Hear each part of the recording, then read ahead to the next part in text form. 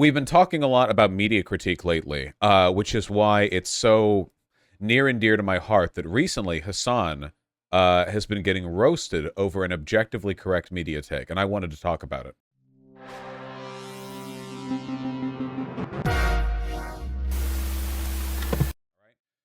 Trigger warning, One Piece conversation for people who can't stand insufferable fans of that particular media property. Now, I haven't watched the One Piece anime because I don't care. The manga is fantastic. I'm just going to say right off the bat, some spoilers of the story. However, it's such an expansive story that I genuinely don't think it's going to rob your enjoyment of the media very much. However, One Piece is fantastic. It's excellent. I strongly recommend you read the manga. Right. Okay, let's get started. So this is important. There will be no Wano spoilers. Thank you. A while ago, I think a couple of months ago, Hasan Piker made the argument that Luffy, who is the main character of One Piece, is a terrorist. This got him roasted. Like a lot. This tweet has 22.4k likes. I saw one that had about 100k likes attacking him over this. There were articles written about this. It got a lot of attention from anime fans who think that Hasan is a normie who's imposing his political positions. Right, so there are already people in chat who are saying he's correct, and that's because Hasan is correct. But I want to talk about it, okay? So I'm going to talk about this in two ways. First, for those of you who have read or watched One Piece but like listening to me talk, I'm going to explain why Hasan is correct. Or if you haven't read or watched One Piece, just sit here for 5 minutes and let me explain this to you, okay? And two, I'm going to explain why it's politically important that there are so many anime fans who can't stand to see Hasan being right on this one, okay? So, terrorism. Spooky word. Generally applied to people we don't like. One Piece is a story about Luffy, who's a boy who can stretch his arms and do big punches. Trust me, it's a great manga, all right? He's also a pirate. In the world of One Piece, basically everything is water, and what little land there is broken up between a wide range of islands and a long strip of land, and most of that land is controlled by a single one-world government called the World Government. They are the undisputedly most powerful organization on the planet, and Luffy, being a pirate, is not a friend of theirs, and vice versa. Pirates are, of course, basically seafaring brigands, right? I mean, they run around and they rob people and ports. That's what pirates do, typically. That would make you a criminal. Criminals are enemies of the state. That's typically how that works. So what makes Luffy a terrorist? So One Piece is a really political story. And I'm not saying that in the way that I normally say something is political, like, oh, if you read the themes. I mean, there's literally a faction in the story of One Piece called the Revolutionary Army, and the central conflict of the story is about the politics of the world government, the way in which those political decisions have affected the world, the consequences, both social and interpersonal, of those decisions, and what has to be done to stop them, you know? Now, Luffy himself, is he the person on the right or the left of this image? Nobody knows. Luffy himself is an idiot. He has an IQ of 4. This is why he likes the ocean so much. It's because he is about as smart as a fish. Luffy's personal motivations, there are only two of them. One of them is that he wants to find the One Piece. Haha, funny meme. The One Piece is a treasure. We don't know what kind of treasure it is. That's what he wants to find. And two, he wants to fight to protect his friends. He's an anime character, okay? That's his thing. That's what they do. They fight to protect their friends. That's like the main thing that they do. They all do this. It's the main thing they care about, okay? So if you asked Luffy anything political, he would answer by drooling. He's an idiot. That's the point.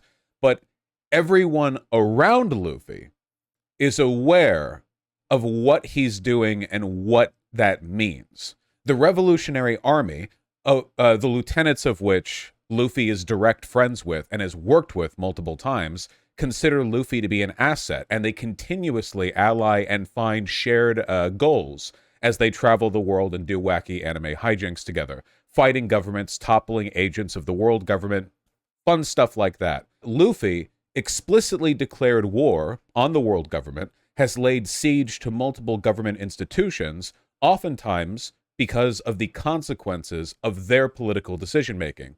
He laid siege to, I don't actually know how it's pronounced, Ines Lobby, to save Robin Nico, because she was branded a terrorist by the world government. He raided Impel Down, so that he could save one of his pirate friends and brother from being executed, then broke out, and then attacked Marineford, which was like the center of the naval power of the world government, all to do the same. He continuously finds himself in conflict with the world government. He's labeled a pirate, but his actions, even if he doesn't think they are politically motivated. Or to put it another way, Luffy isn't smart enough to understand that what he's doing is politically motivated, but everyone else does. The world government knows. Certainly, the Revolutionary Army knows. Even people like Nico Robin know, who's on his team. She's part of his crew. I think the most explicit example of this, especially since terrorists are typically referred to as people who go after civilian targets, not always the case, but they often are, and it is related to his engagement with a figure known as a celestial dragon. So in the world of One Piece, here, let me see if I can find a picture of these guys, because I feel like the mangaka Oda tells you everything that you need to know about them just by the way he draws them. Let me see if I can. Here we go.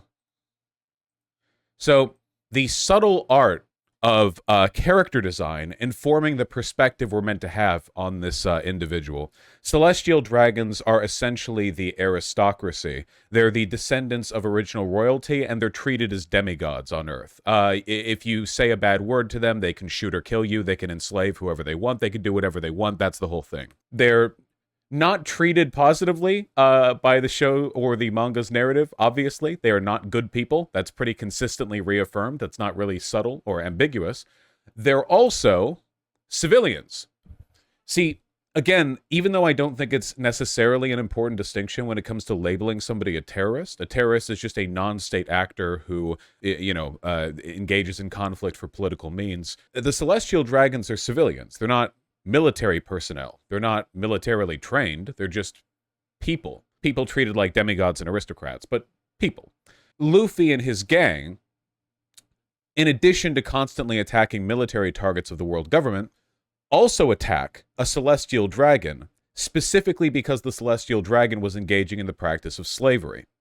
Now, I hope people in my audience wouldn't need to have this, reaffirmed to them, or would need to have this reminded, but sad as it may be, opposition to slavery is a political stance.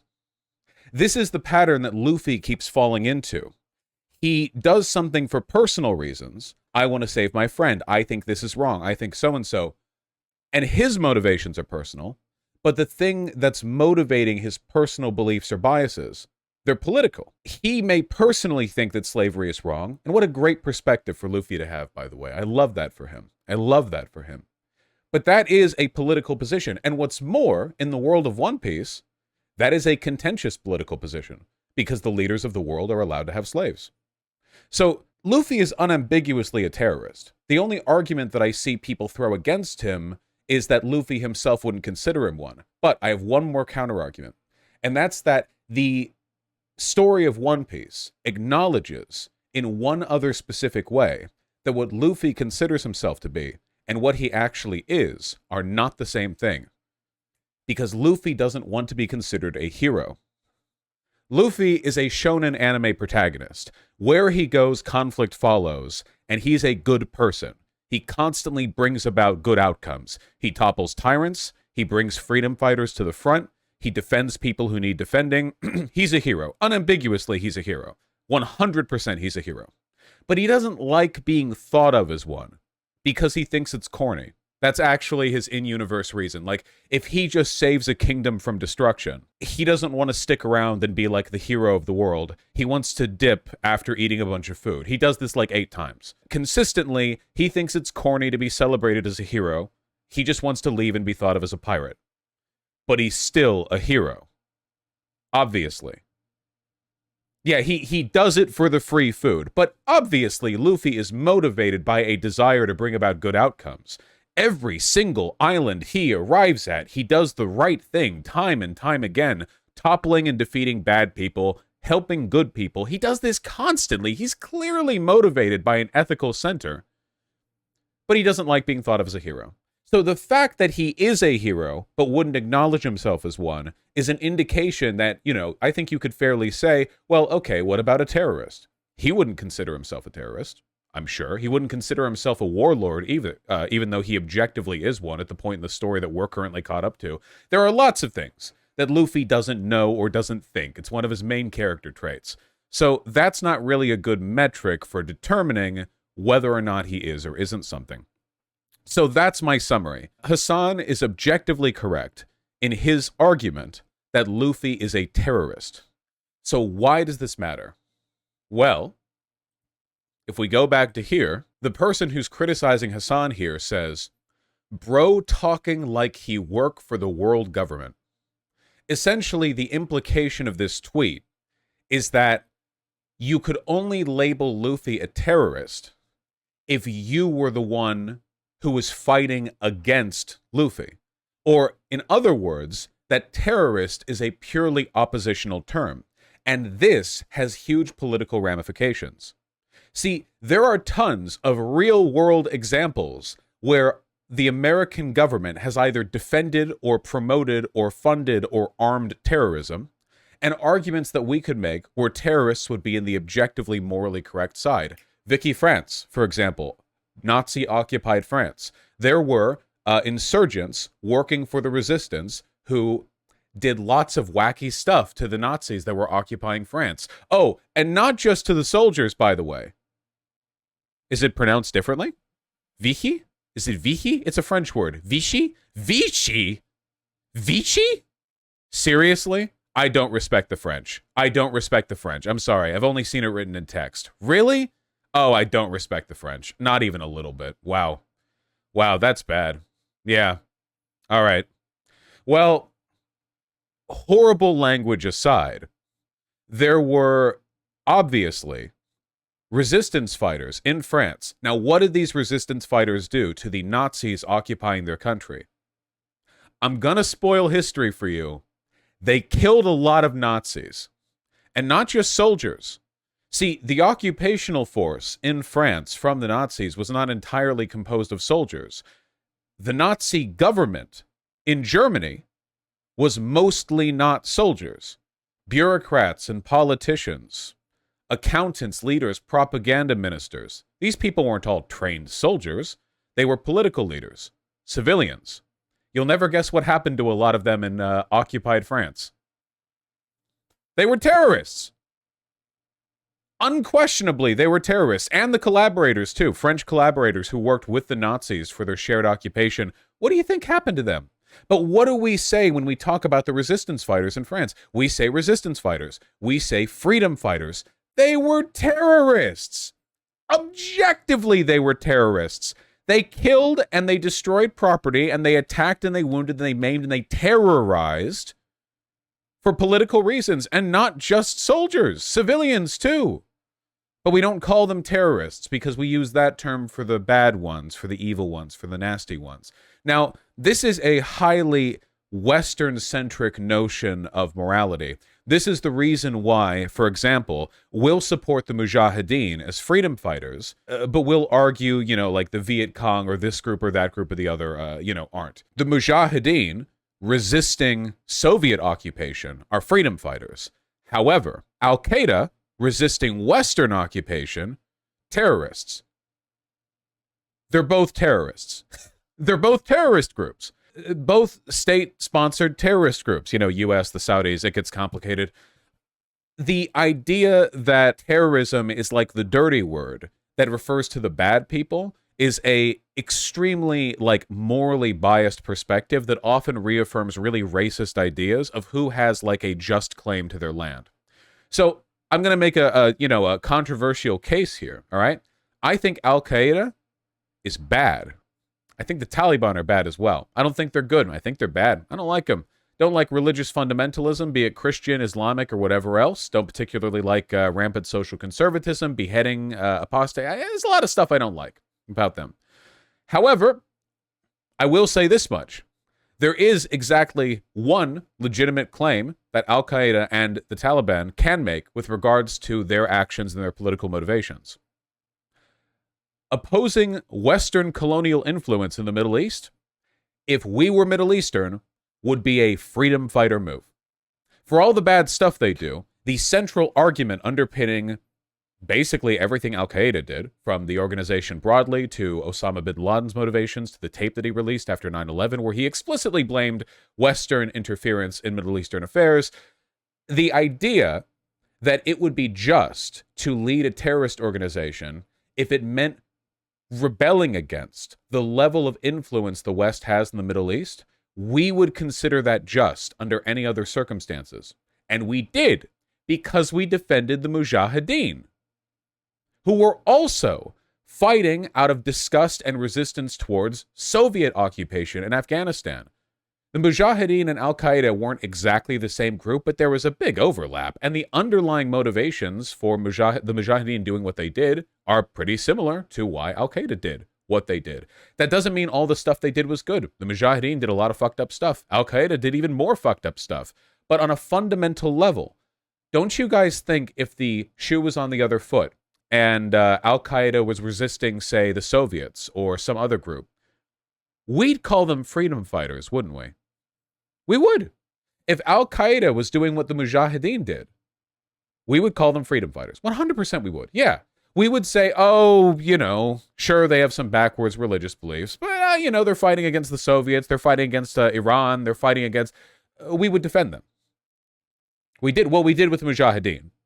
And some people do defend Al-Qaeda. Of course, there's a wide range of perspectives here. Look, I just think it's important because the idea that terrorism equals bad, but freedom fighter equals good is a media-imposed false dichotomy that restricts people's ability to understand and contextualize the reasons why people might engage in terroristic violence. If we can argue that fighting against Nazi collaborators and Nazis in occupied France, even if that involves killing civilians, because again, Nazi officials were civilians many, many times, if we can make an argument for that morally, then we can make a moral argument for things that other groups would call terrorism. And you'll never guess what the Nazis called the resistance fighters in France, by the way. They didn't call them resistance fighters or freedom fighters.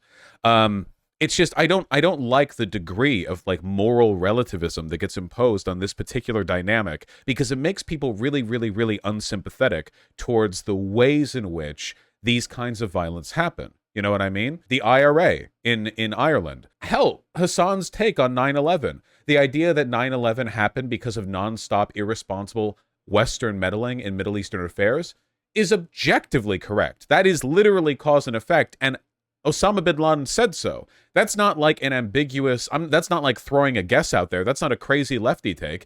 Osama bin Laden sat in front of a camera and explained why he was mad at the U.S., it's not, Osama bin Laden was a religious fundamentalist and a Saudi fail son, He's essentially like the Middle Eastern equivalent of radicalized tanky leftists who are from upper middle class families in the burbs and take to Twitter, get hyper ultra radicalized, and then fantasize about defecting to North Korea. Osama bin Laden lived that dream. He was a lunatic. But the argument that he did what he did because of Western colonialism, that's certainly true. Oh, yeah, that's true. Osama bin Laden was insanely rich, of course. The bin Laden construction group is the wealthiest, is one of the wealthiest groups in the Middle East. They're behind basically every major construction project. Osama was a tanky. Swap a couple things around and sure, yeah, why not? I feel like bin Laden was lying, though. No, he wasn't. That's the thing. That's the Western bias there. Was a lot of what bin Laden did motivated by religious fundamentalism? Absolutely. However, think of all of the young boys who are recruited to Al-Qaeda, to the Taliban, to ISIS. Do you think all of that is just they happened to be Islamic fundamentalists? No.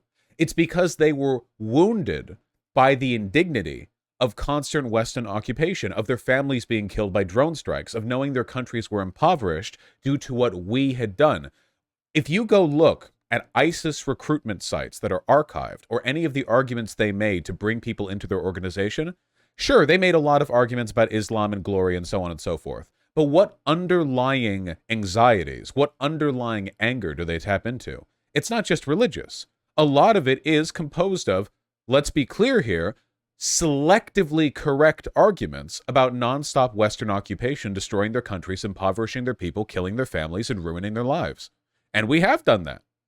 In many cases, we have done that, certainly. We've done lots of meddling in the Middle East. And to those young boys, Al-Qaeda, the Taliban, ISIS, are freedom fighters. Now, I don't like the Taliban, Al-Qaeda, or ISIS. I do like Luffy. I don't think the Mujahideen was great.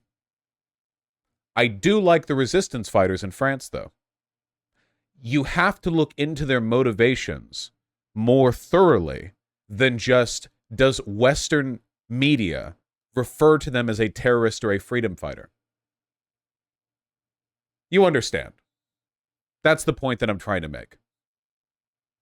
And there are people all over the place that are repeating the same basic argument.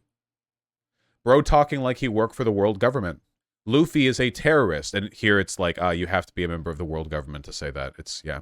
Hasan is a celestial dragon confirmed. See, the implicit understanding here is that terrorist equals bad. Therefore, the only possible way that you could think Luffy is a terrorist is if you belong to the world government. Almost the entire population of the world of One Piece belongs to the world government. Do you understand the parallel here? Oh, well, they're deluded. Luffy's not a terrorist. The only way they could believe that is if they existed in a government and a media landscape that falsely portrayed him as a terrorist because they misrepresent his actions and fail to reveal the broader context of why he does the oh. Right? Get it? Right. I'm telling you, man, the threads that were attacking Hasan over this had over 100K likes. This is a widely held position. People don't like political media analysis in their stories. They just don't. But it's important to. And especially for something like One Piece, man. Some of Luffy's closest allies in One Piece are members of the Revolutionary Army. For those of you who are still looking for a reason to read One Piece, by the way, one of the captains of the Revolutionary Army is, no shit, a giant-headed drag queen who has the magical ability to change people's genders or alter their hormones at will. This is not downplayed. Every single environment that this character finds themselves in turns into like a gender-bending drag show in no time. It's extremely gay. Seriously? Yeah, seriously. That's not even a remote exaggeration. Hypers in chat if I'm not even remotely exaggerating. They use their powers by doing a big wink with their eyelashes. Post image? Sure. One Piece. I'm forgetting their name right now. Revolutionary Army hormone fruit. Horo no Mi. Thank you. Ivankov, that's right. There we go. Here we have Ivankov standing over a bunch of men in fishnets and panties performing a show. If I remember correctly, in the inside of a prison. Yes, it's Rocky Picture Horror Show. Yes, it is known. Why do they look like a potato? It's a very wacky manga. It's a wacky manga. Don't worry about it, okay? Anime fans have such low standards. No. One Piece is legitimately excellent. I kind of chafe at the fact that One Piece was introduced to me originally as just another really popular shonen story, because I have seen Naruto, and I have read Dragon Ball and Dragon Ball Z. Dragon Ball and Dragon Ball Z isn't even mid, and Naruto is, at its best, pretty good. One Piece is excellent. I haven't read or watched Bleach, or a couple other, like, of the big shonen properties, but, like, One Piece is, like, incomparably better than Naruto, at the very least. Like, it's not even close. Bleach manga is great. I'll read it someday. I have a gif of the moment that Ivankov transed a Twitter guard. Oh, here we go. Jesus Christ, I haven't seen this in the anime. Oh my god. Jesus Christ.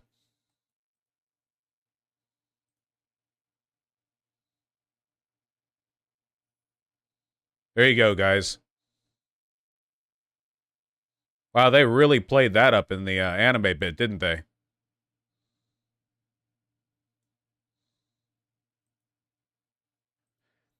Does anyone else feel like she looks like that one lady from JoJo Part 4 right here? I forget her name. The one with kind of the glassy stare and the really textured hair. Yeah, she does. Yeah, okay. Not just me then. Yukako? Yukako Jojo. Yeah. Maybe not so much because of like JoJo's art style, but I feel like if you translated the art style from JoJo into One Piece a little bit. Well, this is from the manga, not from the anime, so maybe it'd be easier if I looked at an anime example. I don't know. She's crazy. Watch out for the crazy girls. Yeah, okay. One Piece, good story. Terrorists are complicated term. Yeah, okay, good. Right, nice. Great, excellent. Good job, team.